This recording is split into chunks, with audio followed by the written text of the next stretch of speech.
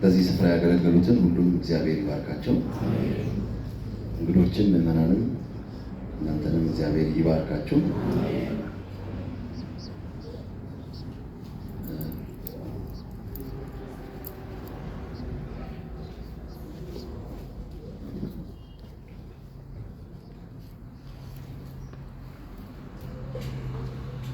አንድ ጊዜ አንድ ሰው እግዚአብሔር እንዴት እንደረዳው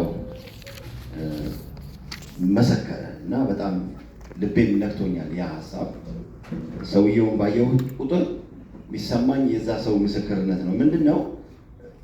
እሱ ፓስተር ነው እና እንግዶች እሱ ጋር ይመጣል እና ገንዘብ አልነበረው፣ ወንድ ላጤ ነው። እነዛን ሰዎች እራት ማብላት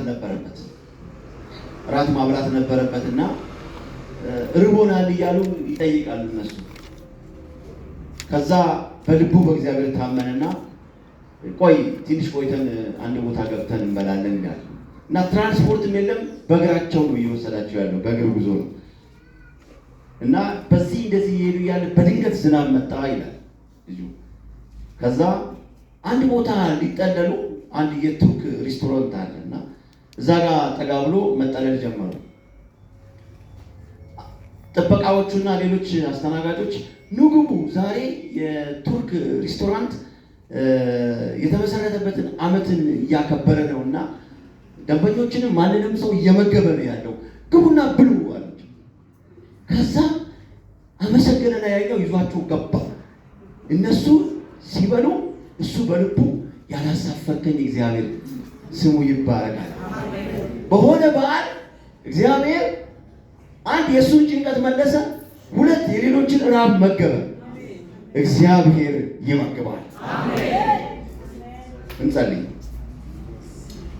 አባታችን እግዚአብሔር ሆይ በልጅ በኢየሱስ ክርስቶስ ስም እናመሰግናለን።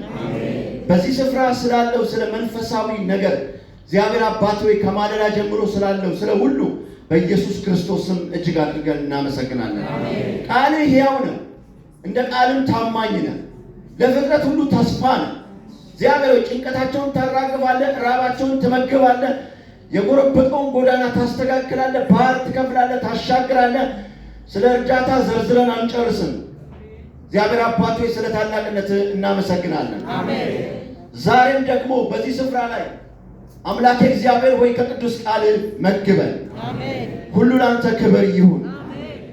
የኔንም የምዕመናንም ልብ አዘጋጅ፣ እንደሚገባኝ እንድናገር እጅ ትርዳኝ። ሁሉ ለአንተ ክብር ይሁን በኢየሱስ ስም። ዛሬ እንደዚህ በሚል ርዕስ ነው የምናየው የእግዚአብሔርን ቃል። እዚሁ መሰዊያ ላይ የተነበቡ መልእክት ክፍሎች አሉና በመጽሐፍ ቅዱሳችን ቅድም ብላቴናው ባነበበው ክፍል ላይ ሐዋርያት ሥራ ምዕራፍ 2 ላይ ገና ቁጥሩ ሲጀምር ምን ብሎ ይጀምራል? የባለ 50 ቀን በደረሰ ጊዜ ይላል። የባለ 50 አንድ በዓል አለ፣ ባለ 50 በዓል እና የባለ 50 ቀን በረከቶች በሚል የእግዚአብሔርን ቃል እናያለን። ምንድን ነው ያልኳችሁ? እስቲ እጆቻችሁን ብድግ አድርጉና ይሄን እንትን ርዕስ እንበል። እግዚአብሔር ሆይ በሉ፣ የባለ 50 ቀን በረከትን አካፍለኝ። አሜን። ትንሽ ስለ ባለ 50 ቀን ማየት እንፈልጋለን። ከዛ በፊት ግን ክፍሉ ቢነበብ ደስ ይለኛል። ክፍሉ ሲነበብ እንሰማለን። የዛሬ የተመደቡ መልእክት ክፍሎችን ግን ብነግር ደስ ይለኛል። ኢሳይያስ 61 ከ1 እስከ 9 ያለው አለ ሐሳብ። አሁን ደግሞ ሲነበብ የምንሰማው በድጋሚ ሐዋርያት ሥራ ምዕራፍ 2 ከ1 እስከ 21 ያለውን እናነባለን። ማቴዎስ 3 ከ30 እስከ 32 ያሉ ሐሳቦች አሉ እና ጠቅላላ መልእክት ክፍሉን ሐሳቡን ቤተክርስቲያናችን ለዛሬ እንድንገለገልበት የሰጠችው ስለ መንፈስ ቅዱስ ነው። ዋናው ሐሳብ ምንድነው የሚለው? ኢሳይያስ 61 ስለ እስራኤል መፍረስ እና እስራኤል ወድማ ነበረና ለእስራኤል የተነገረ የትንቢታዊ ቃል ነው። እስራኤል እንድትታነጽ የተነገረ ቃል ነው። ሌላው ሐዋርያት ሥራ ምዕራፍ 2 ከ1 እስከ 21 ያለው እሱ የባለ 50 ቀን ነው። በኋላ በደንብ የምናየው ይሆናል። ሌላው ማቴዎስ ምዕራፍ 12 ከቁጥር 30 እስከ 32 ያለው ሐሳብ ጌታ ኢየሱስ ክርስቶስ በመንፈስ ቅዱስ አማካኝነት ታላላቅ ታምራትን ሲያደርግ ምንድነው ያሉት?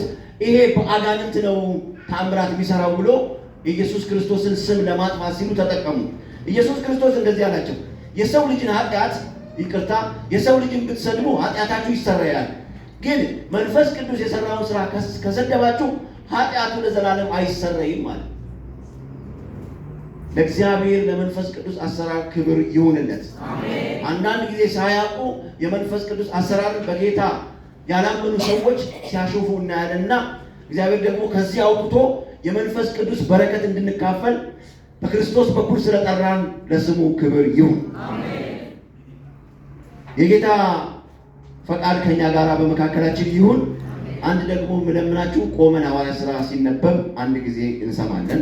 ሁላችንም ለእግዚአብሔር ቃል ክብር እንቆምና እንሰማለን። ሐዋርያ ሥራ ምዕራፍ 2 ከ1 እስከ 21 ያለውን ቶሎ ሲነበብ እንሰማለን። ሐዋርያ ሥራ ምዕራፍ 2 ከቁጥር 1 እስከ 21 ያለውን የእግዚአብሔርን ቃል አብረን እናነባለን።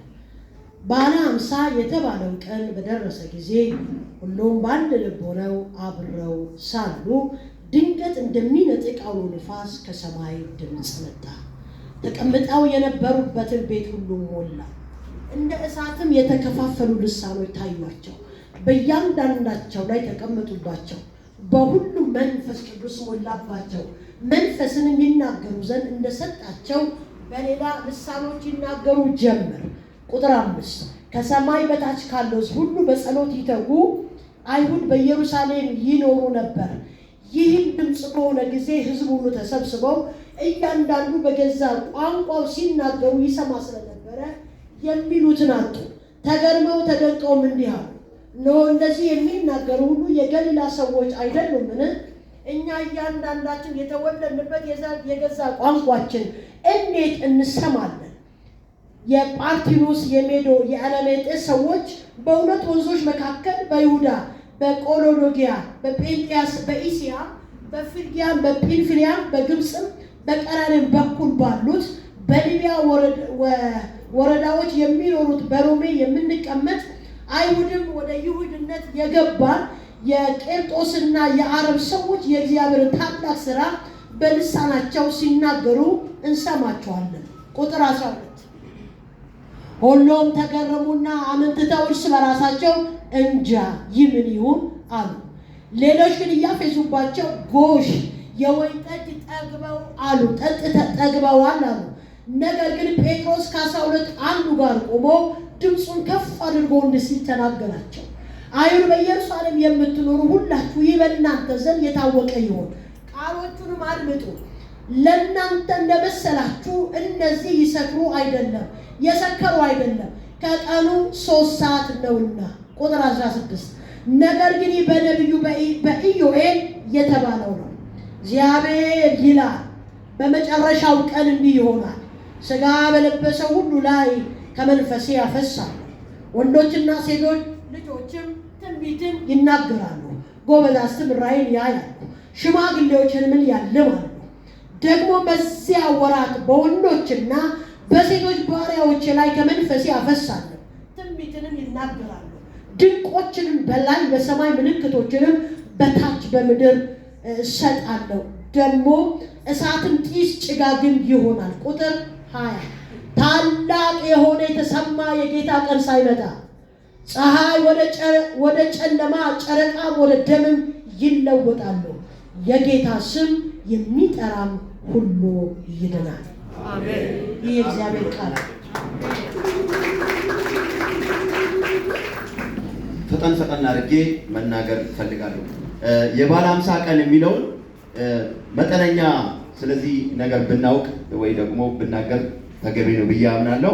ለምንድን ነው ትንሽ ይሄ መነሻ ሀሳቡ ብሉይ ኪዳን ላይ የነበረ ነው እና ጌታ ኢየሱስ ክርስቶስ በዚህ ቀን በዚህ ጊዜ ምድር ላይ ከነሱ ጋር ከሐዋርያት ጋር አልነበረም እና ባለ 50 ቀን የተጀመረበት ምክንያት ዘሌዋውያን ምዕራፍ 23 ከቁጥር 15 እስከ 16 ባለው ላይ ልታዩ ትችላላችሁ።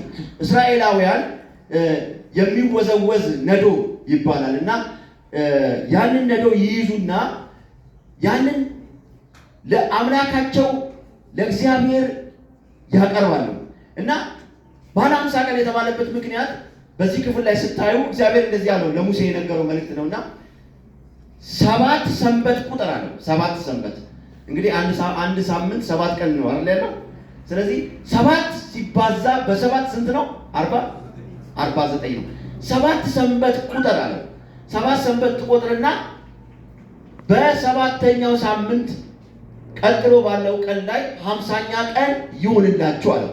በዚህ 50 ቀን ላይ ምንድነው የሚሆነው ብትሉ እስራኤላውያኖች ተሰብስበው ለአምላካቸው ለእግዚአብሔር ክብር ያደርጋሉ። ደግሞ ወደዚህ ቦታ በዓለም ዙሪያ ያለው ሕዝብ ሁሉ ተሰብስቦ ይላል። ይሄ ትልቅ በዓል ነው፣ በዓሉ ማለት ነው። እና የዛን ጊዜ የነበረው ደግሞ ሰንበት ቅዳሜ ነው።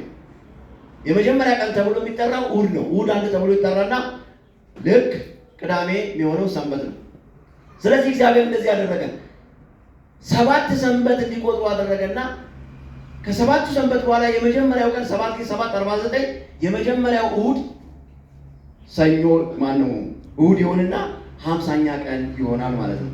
እና በጣም የሚገርማችሁ በዚህ ቀን ላይ ግን ምንድን ነው የሚከናወነው? እሱን ማወቅ ጥሩ ነገር ነው። እና ታሪካዊ ዳራውን ስናቅ የሐዋርያት ሥራ ምዕራፍ 2 ላይ እግዚአብሔር በእንዴት አይነት መንፈሱን እንደገለጠ ለማወቅ ይረዳናል። በዚህ ቀን ላይ ምንድን ነው የሚሆነው? በመጨረሻ ላይ እስራኤላውያን የስንዴ መከር ይሰበስቡና ወደ ጎተራ ከመክተታቸው በፊት እግዚአብሔርን ያመሰግናሉ። በዚህ ጊዜ አንደኛው በባለ 50 ቀን ላይ በብሉይ ኪዳን የሚደረገው በሙሴ የተነገረው ምንድነው? በዓመቱ መጨረሻ ላይ እህልን ይሰበስባሉ። ይህ ጊዜ የጥጋብ ጊዜ ነው። ወደ ጎተራቸው ይከታሉ። ከዛስ 7ቱን ወይንም ሱባኤ ወይም 7ቱን ሳምንት ይቆጥሩና ባለ 50 ቀንን ከማዘጋጃቸው በፊት ወደ ጎተራቸው እህል ይከታሉ። ሁለተኛ ላይ የሚያደርጉት አይሁድ በዓላት በዚህ ጊዜ ምንድነው የሚያደርጉት? ወንዶች ሁሉ ይሰበሰባሉ። ወንድ አይቀርም፣ ይገባል። እዛ ኢየሩሳሌም ሄዶ በዓሉን ያከብራሉ። ምክንያቱም ያ የጥጋብ ዓመት ነው። ልክ እግዚአብሔር ለዮሴፍ እንደገለጠለት ከፍተኛ የጥጋብ ዓመት ነው። ሲቀጥልስ ምን ይሆናል? ሶስተኛው የመካር በዓል ተብሎ ይጠራል። የደረሰበት እርሻው የሚታጨድበት በቃ የመከር በዓል ተብሎ ይጠራል። ለሕዝቡ በጣም የፌሽታ ዘመን ነው፣ ባለ 50 ቀን ማለት ነው። እና ሶስተኛው ምንድነው? የሚያመሰግኑበት ነው። በዚህ ቀን ማለት ነው እግዚአብሔር የተትረፈረፈ እህል ሰጥቶናል፣ ተጨማሪ ደግሞ ጤናም ሰጥቶናል ብሎ እግዚአብሔርን ያከብራል በዚህ ባለ 50 ቀን። ስለዚህ በዚህ ቀን ላይ ደግሞ በጣም የሚገርማችሁ ነገር ከዓለም ዙሪያ ቅድም እንዳልኳችሁ ይህንን በዓል ለማክበር ይሄዳሉ። የእስራኤል አምላክ እግዚአብሔር ተፈርቷል። በስርዓተ አምልኮ ይከበራል። እግዚአብሔር በሙሴ በኩል የተናገረው ነገሮች ዓለምን ሕዝብ ሁሉ ይስባል እና ከአሕዛብ ጣዖታት አማልክት ሁሉ በላይ የእስራኤል አምላክ እግዚአብሔር ይታያል። አምላካችሁ ከፍ ያለ ነው። አንዳንድ ጊዜ እግዚአብሔር ከፍ ያለ ስለሆነ ነው እኮ ስለ ወንጌል እውነት አንዳንድ ጊዜ ከሰዎች ጋር ስትነጋገሩ አይችሏችሁ። የእናንተ ብቃት ሳይሆን እግዚአብሔር እውነተኛ አምላክ ስለሆነ። ሃሌሉያ። እና አራተኛው በዚህ ምን ይደረጋል መሰላችሁ? ይሄ በዓል ለሰው ልጅ ሁሉ ሰዎች ሁሉ የሚደሰቱበት ነው። እንዲሁም ችግረኞች፣ ረሃብተኞች፣ መጻተኞች ወደ ኢየሩሳሌም በመሄድ ይጠግባሉ። በዚህ በዓል ላይ አንድ አባባል አለ። በዓል ሲመጣ በዓል ለአዕዋፋትም ለእንስሳትም በዓል ሁሉም ይጠግባል ይባላል አይደል እንዴ? ይሄን ተረት ሳቃላችሁ። እና ዓመት በዓል ነው። ዓመት በዓል ለእንስሳም ለአዕዋፋትም ሁሉ የጥጋብ ጊዜ ነው ይባላል። አንዳንድ ጊዜ መንገድ ላይ እንኳን ከሰዎች ይሄ የሚለምኑ ሰዎች ምን እንደሚያደርጉ ታውቃላችሁ? ሰዎች ብዙ ስለሚሰጧቸው ተርፏቸው ጥለው ታያላችሁ። እና ይሄ የጥጋብ ዘመን ነው። ሰው ደስ የሚሰኝበት እግዚአብሔርን ከወቅታዊ ረሃብ ወጥተው የሚያመልኩበት ነው። በዚህ ጊዜ ደግሞ የተሰጣቸው ሌላ ነገር አለ። በጣም የሚገርማችሁ ለድሆች በጣም ትልቅ ትኩረት ይሰጣል። በባለ 50 ቀን ማለት ነው። ምንድን ነው የሚደረገው? ሌዋውያን ላይ ምዕራፍ 23 ቁጥር 22 ላይ ስታዩ በምታጭዱበት ጊዜ ይላል የእርሻችሁን ዳሩን ተዉት ይላል። የእርሻውን ዳር እንዳነኩ። ይሄ ለድሆች ነው የሚሆነው። ምክንያቱም እግዚአብሔር በሙሴ በኩል ምን አለ? በምድር ላይ የሰው ልጅ እስካለ ድረስ ድሃ አይጠፋም። እና ለድሆች ዳሩን ተዉት። ምናልባት ዳሩን ተዉ ሲባል 50 ሳንቲም 60 ሳንቲም አይምሰላችሁ። በሜትር ሊሆን ይችላል። 4 ማዕዘን ሲሆን ምን ያህል ሰፊ እንደሆነ አስቡ። ከዛ ቃርሚያውንም ደግሞ በጣም አትቃርሙ ተውላቸው። የምን ዓመት ነው? የጥጋብ ዓመት። እስቲ በሉ የጥጋብ ዓመት በሉ። እግዚአብሔር ባለ 50 ቀን ያደርግላችሁ። ለድሆች እንደዚህ እዚህ ቦታ ላይ ምን አይነት ሰዎች አሉ መሰላችሁ? ድሆች አሉ፣ መበልቶች አሉ፣ መጻተኞች አሉ። መጻተኛ በጣም ፈራ። አሁን እንግዶችን እንኳን ደህና መጣችሁ ልንል ምን ፈልገው ትንሽ ከኛ ጋር ካልቆያችሁ ቤተኝነት አይሰማችሁ። ይሄ የታወቀ ነው። ሰው ልጅ መልመድ አለበት። የሆነ ቤትም ስትገቡ ትንሽ ስትቆዩ ነው ጨዋታ የምትጀምሩት እንጂ በአንድ ጊዜ ገብታችሁ እንትናት ነው። እና መጻተኞች ፍርሃት አለባቸው። ቤተኝነት እንዲሰማቸው እንጀራን እየቆረሱ እህልን ሲሰጣቸው ወገንተኝነት ይሰማል። ይሄ ዓላማው እግዚአብሔር ሕዝብ ሁሉ የእስራኤል አምላክን እግዚአብሔርን እንዲያመልክ፣ የእስራኤል አምላክ እግዚአብሔርን የሚያመልኩት ሕዝቦች እንዴት የተባረኩ እንደሆነ ለማሳየት ነው። እግዚአብሔር በእናንተ በኩል ይባረካል። አሜን። እስቲ እጆቻችሁን ብድግ አድርጉ። እኔም ልሁን በሉ። እግዚአብሔር ሆይ ስምህ በሉ በእኔ በኩል ይከበራል። ለዚህም ጸጋን ጨምርብኝ እና የእግዚአብሔር ቤተሰቦች ይሄ በዓል ደግሞ የሚከበረው ይሄ የፋሲካ በዓል የሚባለው ለአይሁዳውያን የተሰጠው የፋሲካ በዓል ከተከበረ ከ7 ሳምንት በኋላ ነው እና ከፋሲካ ቀጥሎ ነው የሚከበረው። ስለዚህ የበዓል ድባብ ብዙ አይጠፋም። በትንሽ ወራቶች ውስጥ ነው ያለው እና ይሄንን በዓል አክብረው ይሄንን እዛ ቦታ ላይ እንዲህ ተዘጋጅተው ነው የሚያሳልፉት እና አሁን ማየው ወደ ዋናው እየገባው ነው እና ያኛውን ትንሽ ለመግቢያ ያለው ስለ ባለ 50 ቀን በጣም መማር የምንችለው ሐሳብ ነው። ነገር ግን በባለ 50 ቀን የሚባለው በአዲስ ኪዳን እንዴት ተከበረ? ባለ 50 ቀን የሚባለው በአዲስ ኪዳን እንዴት ተከበረ?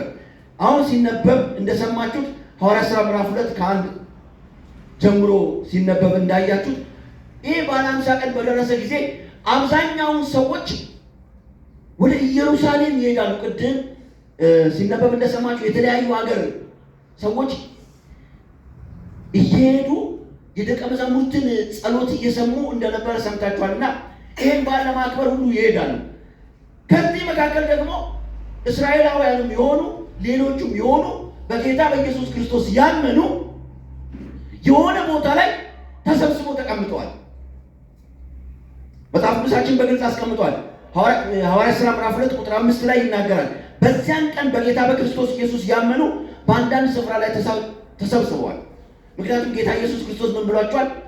ኃይልን እስክትቀበሉ ድረስ ከኢየሩሳሌም እንዳትወጡ አላቸው እና ሌሎቹ ወደ ኢየሩሳሌም ወደ በዓሉ ሲሄዱ እነ ጴጥሮስ ሌሎቹ አምላካቸው ኢየሱስ ክርስቶስ ኃይልን እስክትቀበሉ ድረስ ከሆነ ስፍራ እንዳትወጡ አላቸው።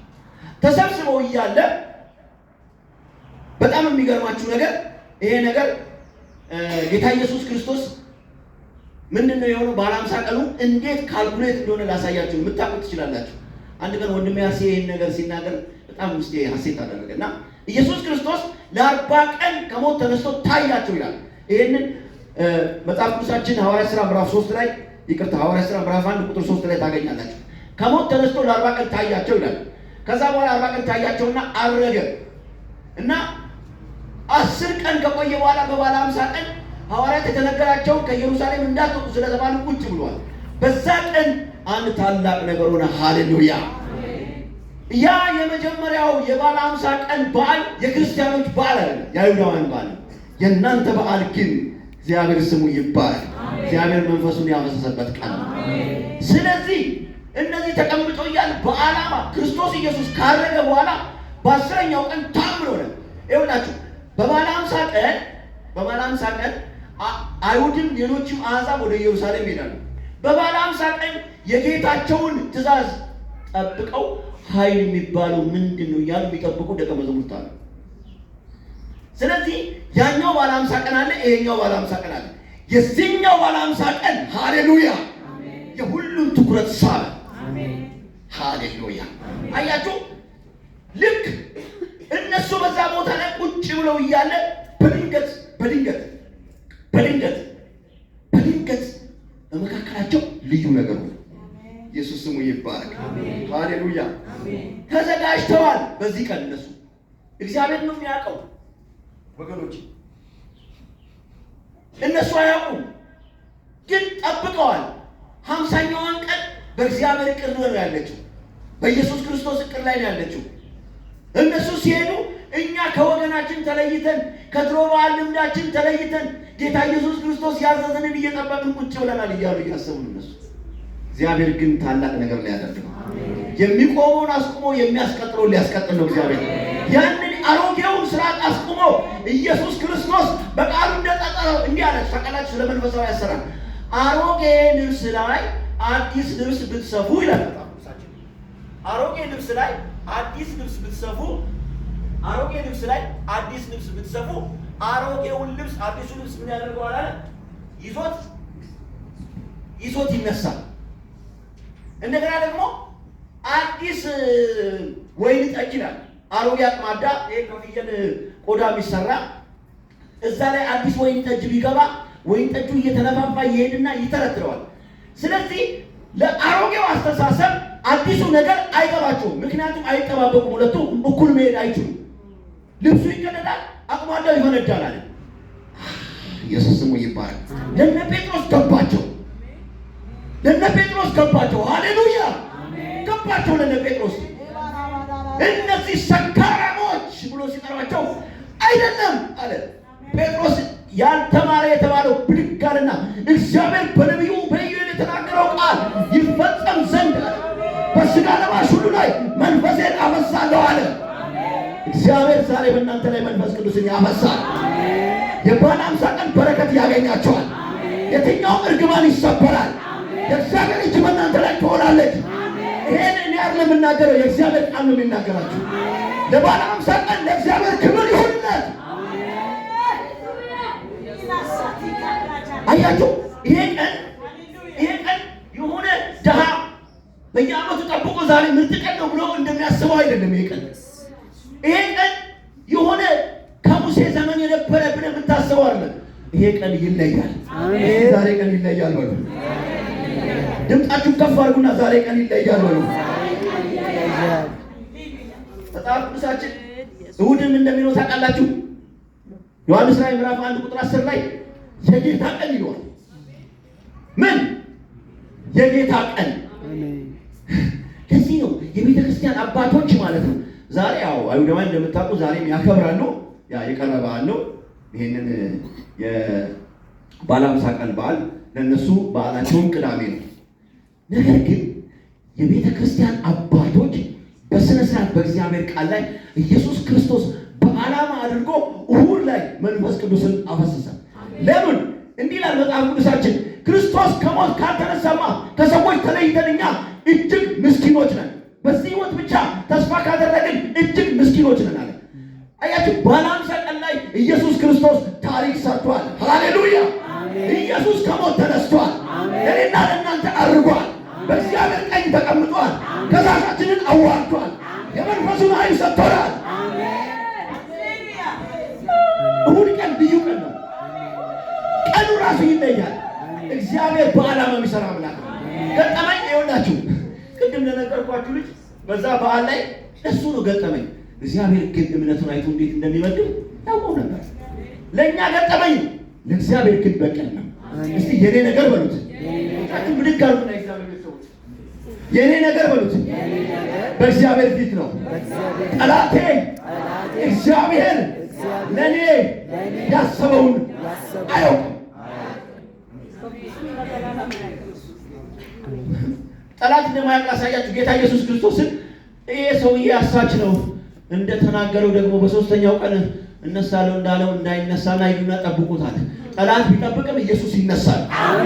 ጠላት ቢጠብቅም ኢየሱስ ተነስቷል።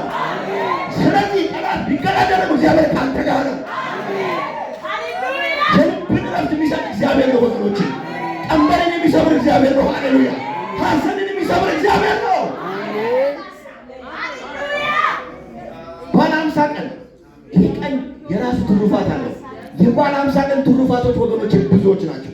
በዚህ ቀን ላይ ምን ሆነ መሰላችሁ? ይሄ ባለ 50 ቀን ለሐዋርያት ምን ፈጠረ? ህብረትን ፈጠረ። በአንድነት ተሰብስበው ነበር። ድንገት ተሰብስበው እያለ በመካከላቸው እንደሚነጥ አውሎ ንፋስ የሆነ ኃይል ኃይል መጣ። እግዚአብሔር መንፈስ ዛሬ ታላቅ ስራ ይሰራል። እግዚአብሔር ዛሬ ኃይልን ያድሳል። ድንገት እንደሚነጥቅ አውሎ ነፋስ መጣ። ሐዋርያት ሥራ ምዕራፍ 2:2 ላይ ስታዩታላችሁ። እና በሙሉ ኪዳን እንደው ትንሽ ምሳሌ ታሪካዊ ዳራውን ማየት ጥሩ ነው። ነፋስ እንደው የሆነ እንግዳ ነገር ምግብ ቢቀርብላችሁ ምንድን ነው ብላችሁ ሳታውቁ አትጠቀሙ። እውነት ነው አይደል? ሳናይ እንጠቀማለን። አንስተን ዝም ብለን አንበላ። ምናልባት በራብ ከመሞት ይለይለት ልንል እንችላለን እንጂ የሆነ ማናውቀውን ነገር አንስተን ቶሎ አንጠቀምም። ስለዚህ ሐዋርያት ሥራ ምዕራፍ 2 ላይ ንፋስ ተገለጠ። ይሄ ንፋስ ለእነሱ ግልጽ ነው። ለምን እንደሆነ ታውቃላችሁ? እነሱ ይረዱታል። ሕዝቅኤል ምዕራፍ 37 ቁጥር 9 ላይ እንደምታውቁት ምን ይላል? ከአራቱ ማዕዘን ነፋሳት ና ብሎ በሞቱ በእስራኤል ላይ አጥንቶች ላይ ወይ ደግሞ እስራኤልን ድጋሚ ለማደስ እግዚአብሔር ነፋሳትን አዘዘ። በብሉይ ኪዳን ይረዳሉ። ነፋስ የሚለው ሐሳብ ለእነሱ መንፈስ ቅዱስ ነው። ያኔ ዕብራውያን በኋላ ደግሞ ዝቅ ብሎ ነግሯቸዋል። ሕዝቅኤል 37 ቁጥር 14 ላይ ምንድን ነው የሚለው? ምን ይላል? ይኸውላችሁ መንፈሴን በውስጣቸው አድሳለሁ፣ እናንተም በሕይወት ከላይ ነፋስ ብሎ ከታች ምን አለ? መንፈስ አለ። ይገባቸዋል። አሁን ለነሱ ጴጥሮስ ይሄንን ነው እኮ እግዚአብሔር መንፈሴን አፈሳለሁ ብሎ ተረጎመ። እስቲ እጃችሁን ብድግ አድርጉ። እግዚአብሔር ቤተሰቦች እንደው በጌታ ፍቅር ጠይቃችሁ እግዚአብሔር ሆይ በሉ። ቃልህን ከዘፍጥረት እስከ ራእይ እንድረዳ መንፈስህ በእኔ ላይ ይምጣ። አሜን። እንደ ቃላችሁ ይጽናላችሁ። እንደ ቃላችሁ ይጽናላችሁ። ይሄ ነፋስ ድምፅ የሆነ ነፋስ ያው እናውቃለን። ነፋስ አንጨብጦ አንይዘውም፣ ቅርጹን አናየውም እንጂ እናውቃለን። እና መጣባቸው፣ የሆነ ነገር ፈጠረባቸው። ከዛ ደግሞ በድንገት ደግሞ ሌላ ነገር ሆነ። እያዩ በእያንዳንዳቸው ላይ የእሳት ትንታግ አይነት በምላሳቸው ላይ አረፈ። ሃሌሉያ። በዛ ሰዓት በበዓለ ሃምሳ ቀን እዛ ዝም ብሎ የሆነ ስንዴ ሰው ሲስከበከብ እዚህ እግዚአብሔር ስራ እየሰራ ነው። እዚህ እግዚአብሔር አይን እየከፈተ ነው። እዚህ እግዚአብሔር ምላስ እያበሰ ነው። ከዛ እንዲያላቸው ይሆናችሁ በድንገት ሳያውቋል እርስ በርስ ነው የሚታያዩት። ይሄ መንፈሳዊ ነገር ይላል መጽሐፍ ቅዱሳችን፣ ለስጋዊ ሰው ሞኝነቱ ይላል። ይሄ ነገር ማንም በክርስቶስ ኢየሱስ ያላመነ ሰው አይገባው። የሚገባው ስላመናችሁ መንፈሱ ውስጣችሁ ስላለ ነው። እነዛ በስንዴ ይታገላሉ፣ እዚህ እግዚአብሔር ስራ ይሰራል። የዘላለም ሕይወትን የሚሰጥ ስራ እየተሰራ ከዛ በድንገት የእሳት ልሳኖች ታዩ ይላል እና ይሄም ለነሱ ይገባቸዋል። ወገኖቼ ዘጸአት ምዕራፍ 3 ቁጥር 2 ላይ እግዚአብሔር አምላክ ሙሴን በእሳት ነበልባል ያናገረው ነበር። ለነሱ እንግዳ ነው፣ እንግዳ አይደለም። ያውቃሉ ሚስጥሩ፣ የእግዚአብሔር ሚስጥር አናገራቸው። ይህ እሳት የሙሴን አንደበት ነካው። እግዚአብሔር ሙሴን ምን አለው? እስራኤላውያን ከግብፅ ምድር ባርነት ልታወጣ ትሄዳለህ ሲል እኔ አፈትህ ነኝ አለ። ኖ ምክንያቱም ከእሳቱ ጋር ተገናኝቷል። አሁን እነዚህ እነ ጴጥሮስ ይሏቸው ምን አሏቸው? አንተም ከሱ ጋር እንደሆንክ ንግግር ጴንጤ ይሸታል፣ ወይ ደግሞ ክርስቲያን ወይ ክርስቶስ ይሰጣል ሲለው እባክሽ የምትይውን ሰው አላውቅም ማለት። በኋላ ግን በ3000 ሕዝብ ፊት ሃሌሉያ ይሄ እሳት ይመጣል፣ ኢየሱስን ይገልጥላችኋል። ይሄ እሳት ይመጣል፣ ፍርሃትን ይሰብርላችኋል። ይሄ እሳት ይመጣል፣ የጸሎታችሁን መልስ ይሰጣችኋል። እኔ አይደለም ብላችሁ እግዚአብሔር ቃል ነው የሚላችሁ። ኢየሱስ ጌታ ነው። እስቲ እሳት በሉ፣ የሚያንጽ እሳት በሉ፣ የሚሰራ እሳት በሉ፣ የሚለውጥ እሳት በሉ፣ አካልን የሚመታ እሳት በሉ፣ ነገርን የሚቀይር እሳት በሉ። የእግዚአብሔር እሳት ጠላቶቻችንን የሚያቃጥል እሳት፣ አልባቡን የሚረቅ እሳት፣ ሐሰተኛ ዘንዶውን የሚወጋ እሳት፣ ክርስቶስ መንግሥት የሚያዘጋጅ እሳት ይወርዳል ዛሬ። በጎ እሳት ይወርዳል። ጠላቶቻችንን የሚያቃጥል እሳት ይወርዳል። ባቡን የሚወጋ እሳት ይወርዳል። መንገድን የሚያቀና እሳት ይወርዳል። የበዓለ ሃምሳ ቀን ትሩፋት ዛሬ ያገኛቸዋል። ልሳን ተናገሩ። ሃሌሉያ። አንድ ነው። በጣም የሚገርማችሁ ነገር ልንገራችሁ። በጣም የሚገርማችሁ ነገር ዘፍጥረት ምዕራፍ 11 ቁጥር 7 ላይ ታስታውሳላችሁ። ዘፍጥረት ምዕራፍ 11 ቁጥር 7 ላይ ወደ እግዚአብሔር እንደርሳለን፣ ስማችንን እናስጠራለን ብሎ ባቢሎናውያን ተነሱ። በጣም በስልጣኔ ያደጉ ናቸውና ከይቅርታ ጋር በጣም በስልጣኔ ያደጉ ናቸውና ይህንን እናደርጋለን ብሎ እንደተነሱ መጽሐፍ ቅዱሳችን በግልጽ ያስቀምጣል። እግዚአብሔር እንደዚህ አለ ይላል መጽሐፉን ስታነቡት፣ እነዚህ ሰዎች ያሰቡትን ከማድረግ አይመለሱም ማለት። ስለዚህ ቋንቋቸውን ተባልልቃሉ ማለት እግዚአብሔር። ከዛ አንድ አይነት ቋንቋ እያወሩ መግባባት አይችሉም።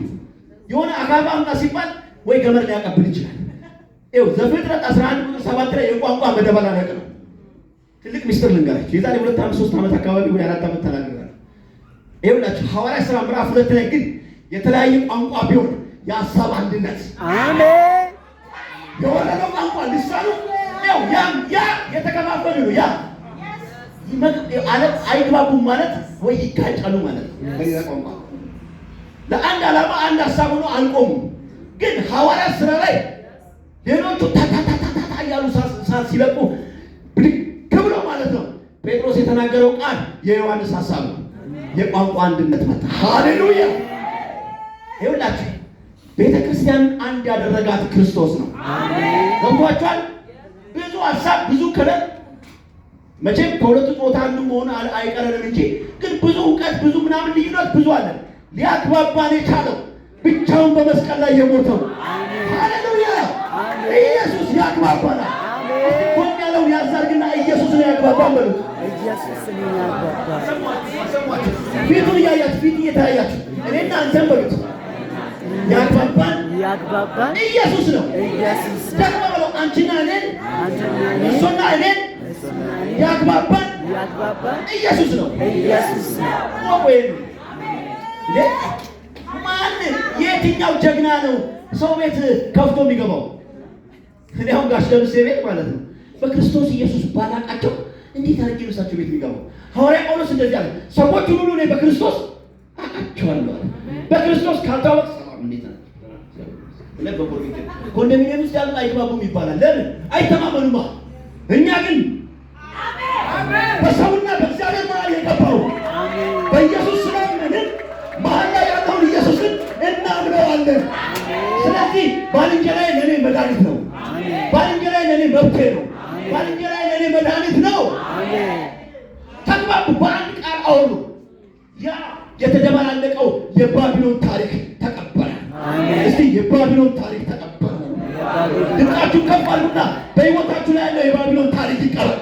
ብድግ በሉና ይህን ቃል ተናገሩ። በሕይወታችሁ ላይ የባቢሎን ታሪክ ይቀበል። ቁሙ ቁሙ። በእውነት እግዚአብሔር አምላክ የባቢሎንን ታሪክ ይቅበርላችሁ። በቤተሰብ ያለውን አለመግባባት ይቅበርላችሁ። በልጆቻችሁ የመሃል ያለውን አለመግባባት ይቅበርላችሁ። የባቢሎን ታሪክ ይቀበራል። አሜን። ያናጋ ኢኮኖሚ ታሪክ ይቀበራል። አሜን። የበሽታ ታሪክ ይቀበራል። አሜን። የጨለማ ታሪክ ይቀበራል። አሜን። ሰው ይወጋል። አሜን። ሰው ይወጋል። አሜን። የመንፈስ ኃይል ያገኛል።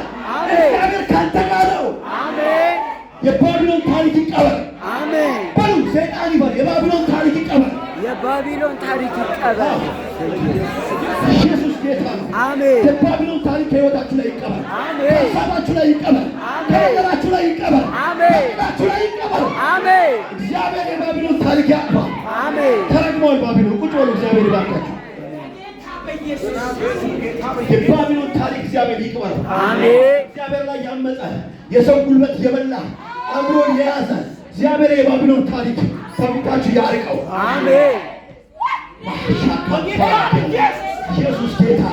ወገኖች የእግዚአብሔር መንፈስ ከእናንተ ጋር አይደል? አሜን። ኃጢአተኛውን የሚደግፍ የእግዚአብሔር መንፈስ፣ ድሆችን የሚያጽናና የእግዚአብሔር መንፈስ። ያ የስንዴ በዓል አይደለም። ያ የስንዴ በዓል አይደለም። ያ ሁሉ ይለያል። ያ ሁሉ ይለያል። ያ ሁሉ እዚህ ጋር ነው ያለው ወገኖች። ያ ሁሉ ልብ ላይ ነው ያለው። ያ ሁሉ ሆድ ላይ አይደለም። ያ ሁሉ ልብ ላይ ነው ያለው። ሃሌሉያ። ልብ ላይ ያለ ነገር ወገኖች የትም አይደለም። መጽሐፍ ቅዱስ እንደዚህ ይላል። አንድ ጊዜ ሰዎች ስለ እንጀራ ኢየሱስን ሲያስቡ እንዲህ አላቸው፣ ምግብም ለሆድ ነው፣ ሆድም ለምግብ ነው፣ ሁለቱም ይጠፋል። ግን አለ እኔ የምሰጠውን እንጀራ የሚበላ አያቸው። የእግዚአብሔር ጉልበት፣ የእግዚአብሔር ጥበብ የባለ ቀኑ ትሩፋት በጣም ልዩ ነው። የባለ አምሳ ቀን ትሩፋት እንጀራና ሰማያዊና ምድራዊ ትለያል። እግዚአብሔር በባለ አምሳ ቀን ትሩፋት ይጎብኛል።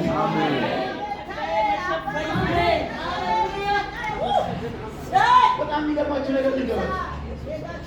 አንድ ጊዜ ጌታ ኢየሱስ ክርስቶስ ከሞት ተነሳና ደቀ መዛሙርቱን ሰበሰባቸውና እንዲህ አላቸው። ደቀ መዛሙርቱን ሰበሰበና ሐዋርያትን አለባቸው፣ መንፈስ ቅዱስን ተቀበሉ ይላል።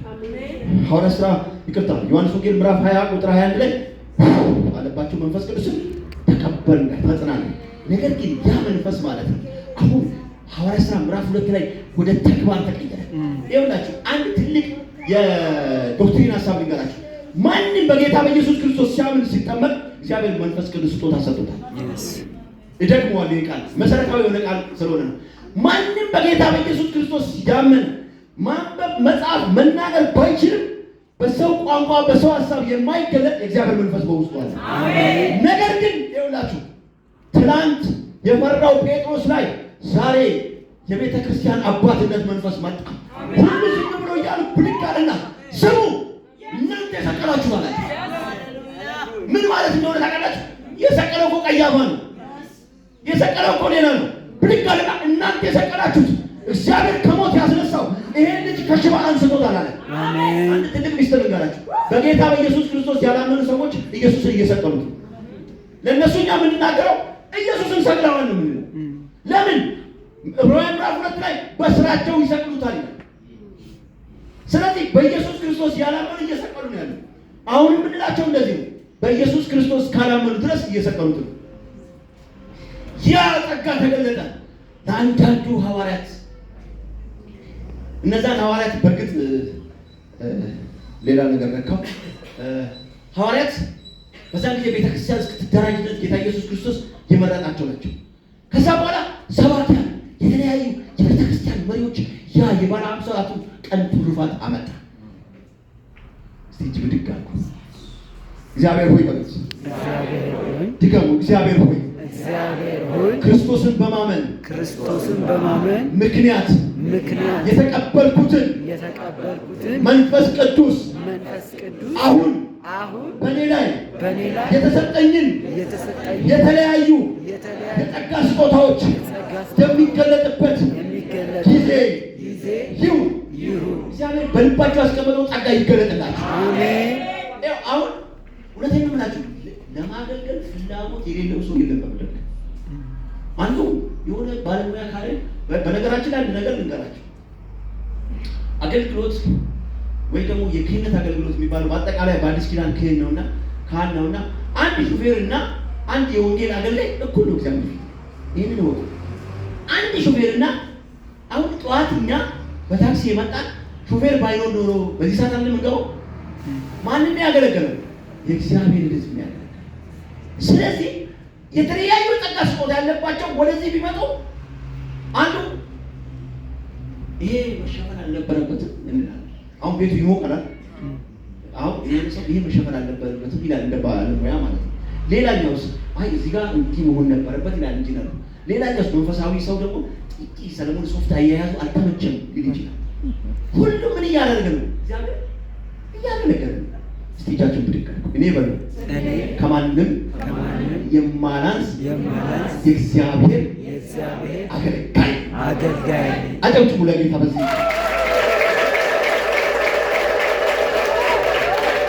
ከዛ አያችሁ አሁን ቀየረው ኢየሱስ አይናቸው እያየ ማለት ነው። እኔ ይኸውላችሁ እንዴት ሽፍት እንዳደረገው ነው አገልግሎቱ። ከዛ በኋላ ማለት ነው ባለ 50 ቀን የሚባል ተቀበለ። በመጽሐፍ ቅዱስ ታሪክ አታዩ ቃለ በቃ ዛይ ነው ታሪክ። ከዛ ነገሩን ቀየረው። ኢየሱስ ክርስቶስ መጀመሪያ ሲያዘጋጃቸው ነበር። ማቴዎስ ወንጌል ምዕራፍ 37 ቁጥር ማቴዎስ ወንጌል ምዕራፍ 9 ቁጥር 37 ላይ በዛን ጊዜ ደቀ መዛሙርቱን መከሩ ብዙ ነው፣ ሰራተኛው ግን ጥቂቶች ናቸው። ይኸው እዛ ላይ ቁጥር 38 ላይ እንዲህም የመከሩ ጌታ ወደ መከሩ ሰራተኞችን እንዲልክ ለምኑ አላቸው። አሁን የጌታ የኢየሱስ ክርስቶስ ለነሱ ይገባቸዋል። መከር ብዙ ነው፣ የዛ የበዓለ ሃምሳ ቀኑ እዚህ ጋር ደግሞ መከሩ ብዙ ነው። ከዛ ጋር አጣቅሶ እየነገራቸው አሁን ምርቱን እየቀየረ ነው። ስንዴን ወደ ሰው ሊያደርግ ነው ኢየሱስ። ሃሌሉያ። ከዛ እንዳላችሁ ማቴዎስ 12 ላይ አላቸው መከሩ ብዙ ነው፣ ሰራተኛው ግን ጥቂት ናቸው። እንግዲህ የመከሩ ጌታ ለመከሩ ሰራተኞችን እንዲልክ ለምኑ አላቸው። አሁን እግዚአብሔር እኔና እናንተ ያ ስንዴ አይደለም። አሁን በጣም የደረሰ መከራ ብዙ አለ። እግዚአብሔር ቤተሰቦች መከራውን በጣም ደርሷል። አይዋቸው በጣም ሰዎች በዚህ ሰዓት በዚህ ምድር ላይ በጣም ቅዱሳችን እንደሚል የመጨረሻው ዘመን ስለሆነ በጣም ሰው ተጨንቋል። መከሩ መድረሱን የምታውቁት በዚህ ነው። ሰው ተጨንቋል፣ በግሉ ተጨንቋል፣ በጋራ ተጨንቋል። አሁን ግን ኢየሱስ ያስፈልገዋል። አሜን። ከጎናችን ላለው ኢየሱስ ያስፈልገዋል። አሜን። መከሩ ደረሰ ማለት ጠወለገ፣ በስሏል፣ የሚሰበሰብበት ጊዜ ነው። ትንሽ ከቆየ ወደ ምርት ብክነት ይገባል። ስለዚህ አሁን ምሳሌ ያደረገና አሁን አሕዛብ ተስፋ ቆርጠዋል፣ ሕዝብ ተስፋ ቆርጧል። የሚያድነኝ ማን ነው እያለ ነው። ሃሌሉያ! አዳኛችን ኢየሱስ አለ። ስለዚህ ነው ኢየሱስ ሲነገር የሰው ልብ ይነካል። ለምን መሰላችሁ? መከሩ ደርሷል። ከጎን ያለውን ሰው ጨበጥ አድርጉና እንደ እድሜው አናግሩ፣ እንደ ጾታው አሁን በሉት። አሁን መከሩ ደርሷል። እሱም የሰው ልጆች ናቸው። አሁን ኢየሱስ ክርስቶስ ኢሳይያስ 61 ላይ ላንብበው እንዴት አይነት ቃል እንደሆነ፣ ይሄ ቃል እንዴት እንደተፈጸመ የዛሬ መልእክት ክፍል ነውና ኢሳይያስ 61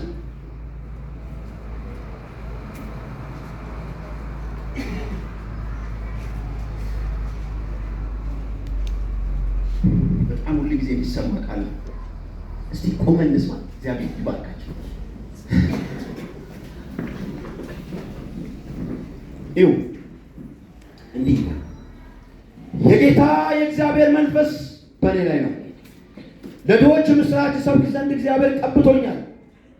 ልባቸው ለተሰበረ ይጠግን ዘንድ፣ ለተማረኩት ነፃነት፣ ለታሰሩት መፈታት እናገር ዘንድ ልኮኛል።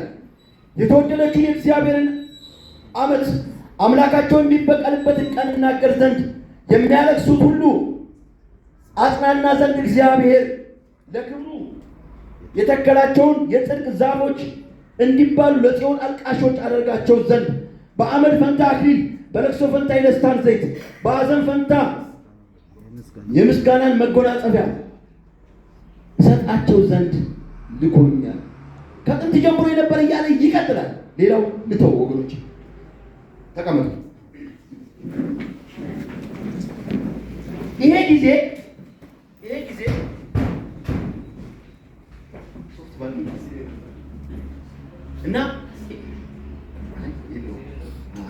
እና ይሄ ጊዜ ቆይ ረብሽባችሁ ይቅርታ። ይሄ ጊዜ ምን አይነት ጊዜ መሰላችሁ?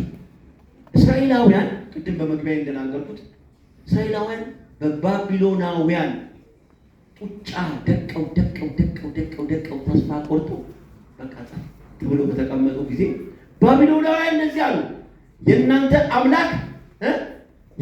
አምላክ ወዴት አለ? የለም።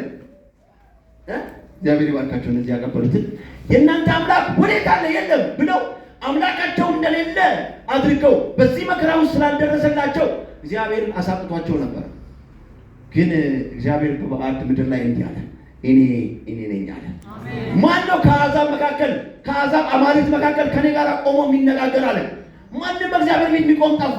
ስለዚህ ተስፋ ለቆረጡት፣ ለቆዘሙት፣ ኢኮኖሚያቸው ለተበላሸ፣ ለምጻተኞች፣ ለእስረኞች አንድ ቀን ኢሳይያስን አመቺ ባልሆነ ሁኔታ ላይ መንፈስ ቅዱስ ሞላና እንዲህ አለ፣ የጌታ የእግዚአብሔር መንፈስ በእኔ ላይ ነው አላቸው። ኢሳይያስ የብሉይ ኪዳን ወንጌል ሰባኪ ወይ የምስራች ሰባኪ ይባላል።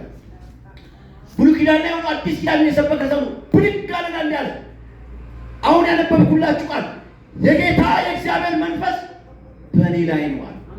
እስቲ እንዲህ በሉ እናንተ፣ ምክንያቱም ቅድም መንፈስ ቅዱስ ተቀብለናል። አትፍሩ። እጆቻችሁን ብድግ በሉ። የእግዚአብሔር መንፈስ በሉ በእኔ ላይ ነው፣ የታሰሩትን እፈታ ዘንድ እግዚአብሔር ልኮኛል። ብድግ አለና ቃል በዛ ችግር ውስጥ ተናገረ፣ አናወጣቸው። ሐዘን ድቅቅ ያደረገው ልብ ነቃ፣ ወደ ኢሳይያስ ጆሮ ሰጠ እና የኢሳይያስ ቀጥታ ትንቢቱ የተነገረው ያው በመጽሐፍ ቅዱስ በግልጽ አለ። ይሄ የተጻፈው ቃል ለማን ነው ብላችሁ ብታስቡ ለቀጥታ ለኢየሱስ ክርስቶስ ነው። ለምን? አንድ ማስረጃ ልስጣችሁ። ጌታ ኢየሱስ ክርስቶስ ሉቃስ ወንጌል ላይ ይሄን ክፍል ብድግ አደረገ አነበብና ይህ በጆሮአችሁ ሲነበብ የነበረው ቃል ተፈጸመ። ትንቢት ኦሪጂናል ተደራሲያን ማን ነው የሚለው ማወቅ ያስፈልጋል። ለምሳሌ አንድ ሌላ ምሳሌ ልስጣችሁ።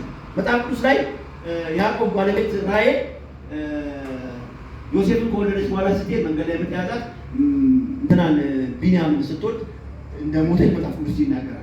ከዛ በኋላ ምን ይላል መጽሐፍ ቅዱስ? ራሔል ስለ ልጆቿ አለቀሰች ይላል። ከዛ ይሄ ቃል መጀመሪያ እንግዲህ በራሔል ላይ እዚህ ጋር የጀመረው ባቢሎናውያን እስራኤላውያንን እያስጋዙ በራማ በሚባልበት ምድረ በዳ ሲወስዷቸው ከዋጥን ከራብ የተነሳ ብዙ ወጣቶች ተስለፍልፈው እየወደቁ ይሞቱ ነበር። ስለዚህ በኢየሩሳሌም የቀሩ እናቶች ያለቅሳሉ ለልጆቻቸው እና ሁለተኛ ጊዜ ምን ሆነ? ራሔል ስለ ልጆቿ አለቀሰች አለ። ራሔል ማንን ተመሰለች? እስራኤልን ማለት ነው። ሶስተኛው ደግሞ ላሳያችሁ።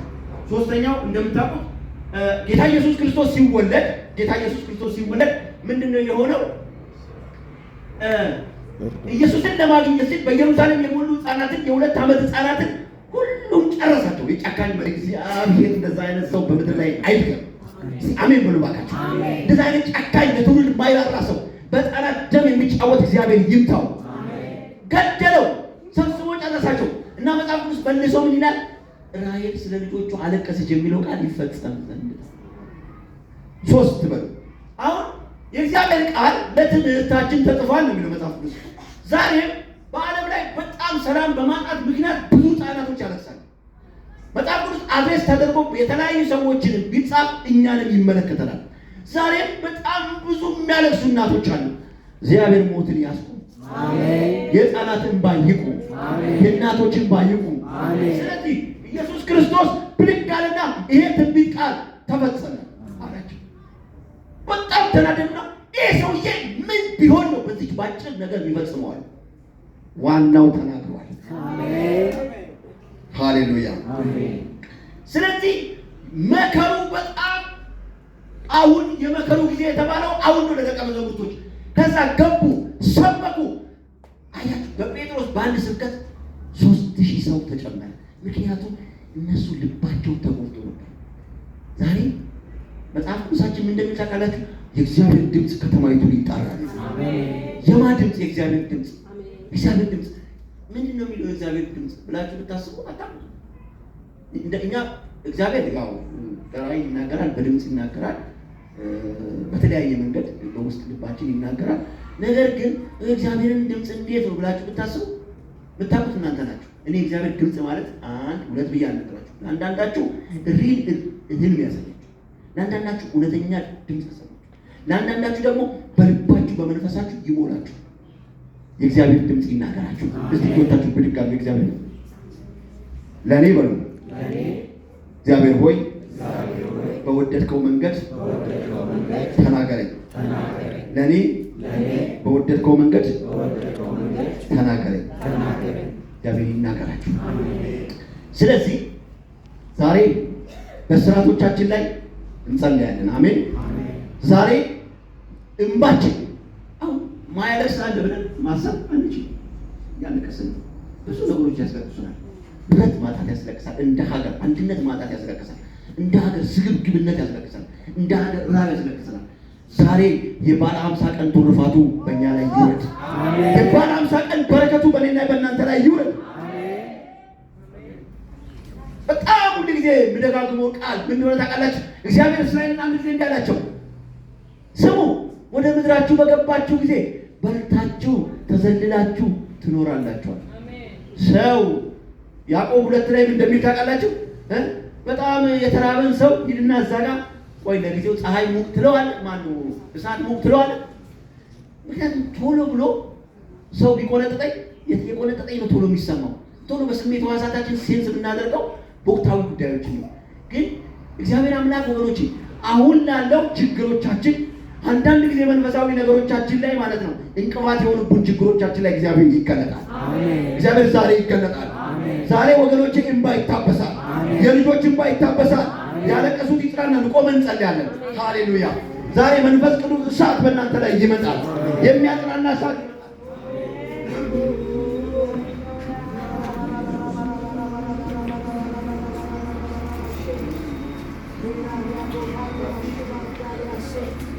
ትንሽ ጸልዩ። መንፈስ ቅዱስ መንፈስ ቅዱስ አንተ እግዚአብሔር ነህ፣ ቀድሞም የነበረ ዛሬም ትሰራለህ፣ ዘላለማዊ ነህ፣ ዘላለማዊ ነህ። የቀደሙ አባቶች መንፈስ ቅዱስ መንፈስ ቅዱስ አንተ እግዚአብሔር ነህ፣ ቀድሞም የነበረ ድምጻችሁ ከፍ አድርጉና አንተ ዘላለማዊ ነህ፣ ዘላለማዊ ነህ። መንፈስ ቅዱስ መንፈስ ቅዱስ አንተ እግዚአብሔር ነህ፣ ቀድሞ የነበረ ዛሬም ትሰራለህ፣ ዘላለማዊ ነህ፣ ዘላለማዊ ነህ።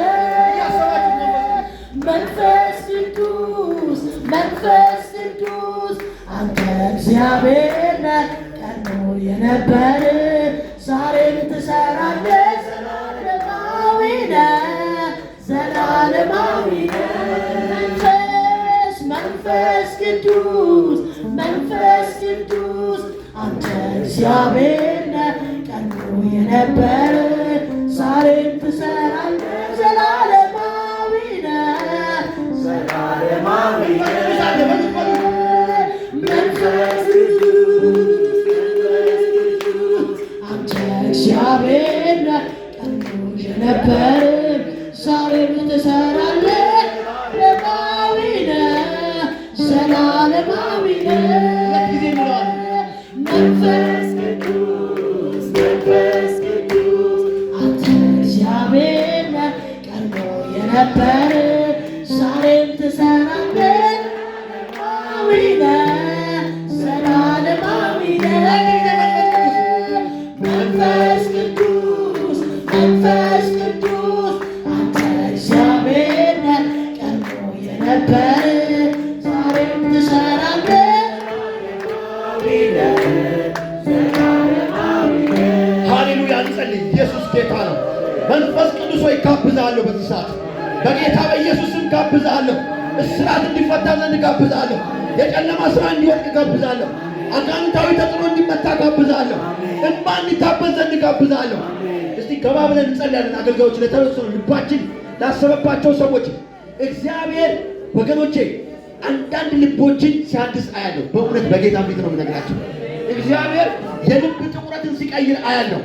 ሺካንቶሬ ቤጋላዲያና ሞራ የእግዚአብሔር መንፈስ፣ የኃይል መንፈስ፣ የጥበብ መንፈስ ዛሬ በልሳን ይሞሉ። እግዚአብሔር አምላክ ይሁን በኢየሱስ ክርስቶስ ስም። የኃይል መንፈስ እግዚአብሔር ወይ የእሳት ያንተ እሳት በኢየሱስ ስም የመንፈስ ቅዱስ ኃይል የመንፈስ ቅዱስ ኃይል የመንፈስ ቅዱስ ኃይል የመንፈስ ቅዱስ ኃይል የልጅ የኢየሱስ ክርስቶስ ጉልበት የደሙ ጉልበት በኢየሱስ ስም እሳት እሳት የእግዚአብሔር እሳት የእግዚአብሔር እሳት የእግዚአብሔር ጉልበት የእግዚአብሔር ኃይል ፕሮቼካና ማጋዶራ ማጋዳቦ የእግዚአብሔር እሳት የመንፈስ ቅዱስ ኃይል የመንፈስ ቅዱስ ኃይል የመንፈስ ቅዱስ ኃይል የመንፈስ ቅዱስ ኃይል የመንፈስ ቅዱስ ኃይል ኃይል ራታካና ማሴፕሬቴኔ ሜጎሪያ እሳት የመንፈስ ቅዱስ እሳት የመንፈስ ቅዱስ እሳት የመንፈስ ቅዱስ እሳት የእግዚአብሔር እሳት እሳት የሚለውጥ እሳት የሚያከብር እሳት የሚያጽናና እሳት የሚያበረታ እሳት ምድረ በዳውን የሚያለመልም እሳት የቃዴስን ምድረ በዳ የሚቆራርጥ እሳት የእግዚአብሔር እሳት እሳት እሳት እሳት እሳት እሳት ረሾኮሜኔ ሜክሌዶዲያ ሀይዌዲክና ማሴፕሮዲያና እሳት በልሳኖቻችሁ ጸልዩ። እግዚአብሔር ታላቅ ሥራ እየሰራ ነው። የእግዚአብሔር ማዳኑን በልሳኖቻችሁ ተናገሩ ተናገሩ። ፕራቲካና ማሴፕሮዲያ ሄሪያ ካንታሮ ረባጋናሞ